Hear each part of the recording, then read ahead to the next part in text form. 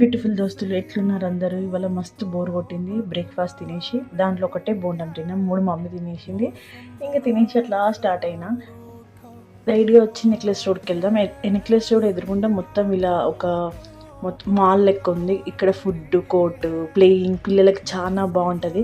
First మనం వచ్చేది తిండి కోసం కదా. గప్చుప్ తినేసిన, శాండ్విచ్, బ్రౌనీ, మిల్క్ షేక్ అన్నీ తాగేసిన తర్వాత అక్కడ ఉన్న హుస్సేన్ సాగర్కి వెళ్ళి కొంతసేపు ఫొటోస్ దిగి అండ్ అక్కడి నుంచి అంబేద్కర్ స్టాచ్యూ చూసి, కేసీఆర్ గారు కట్టించిన అసెంబ్లీ చూసి ఏమంటారు తెలియదు, సారీ.